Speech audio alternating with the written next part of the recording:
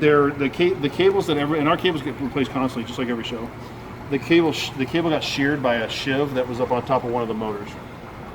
Now it started at the start of her routine. She was around this tube thing that represents the trees and stuff. You guys saw Kyle, right? Yeah. So she's around that. Well, that started going up. She starts going up. Well, she was controlling her ascent. So when she first went up, she went past everybody. But by the time they got to the high grade where they go in, she was the third one up. There was already one person that was unhooked. Another person was coming up. She was coming up behind that person in her own apparatus. Now there's pieces that hang over the grid piece that's there, but it doesn't fully clearly, like you don't come up completely free of the grid and then come in. So what you have to do, they call it the caw tuck or something like that. So you have to take that stick and everything else, and you have to tuck in a ball, and you swing up past that grid, and then you turn around, and the rigger stands there and he pulls you in. That being said, here's where the planets start aligning. She's going up, she controls her ascent. She actually slowed down at one point. They thought at first she went too fast. She didn't. She went fine. She didn't do her tuck.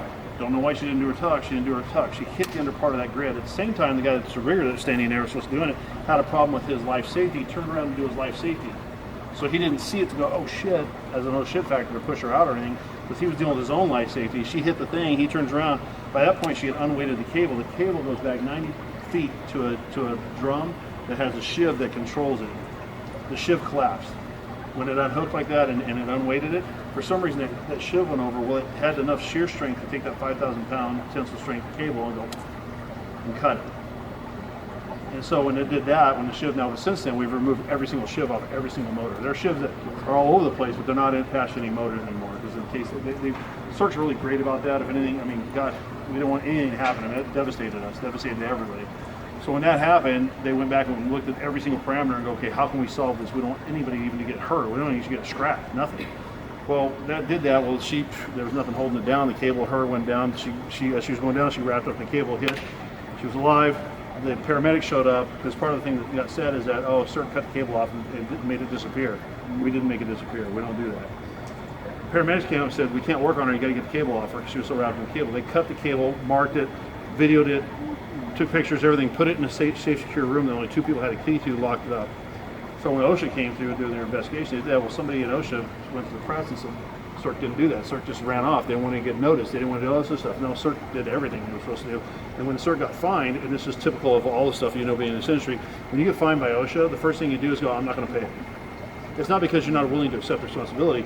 It's because that's the way the process works. Because by the time they give you a fine, you can simply, because it was only like $7,000 or something stupid. It wasn't even worth it. It's not even worth it.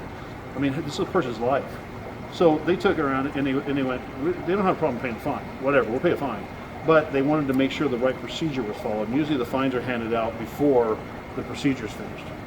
So that being said, knowing OSHA and stuff like that, plus in OSHA world is that there's no theater parameters.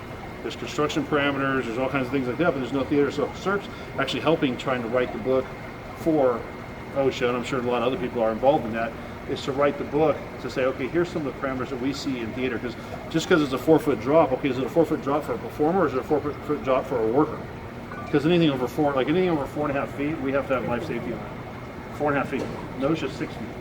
So if you're up on something 6 feet high, and you're on life safety, and you're within the edge, you're within that 4-foot range or 6-foot range of the edge, you have to have life safety on it. So we're trying to rewrite all this stuff and trying to, not rewrite it, but trying to write a safety standard that we're going, yes, this is what it is. Because, you know, I mean, I should do a stunt jump off of a 14-foot platform every single night.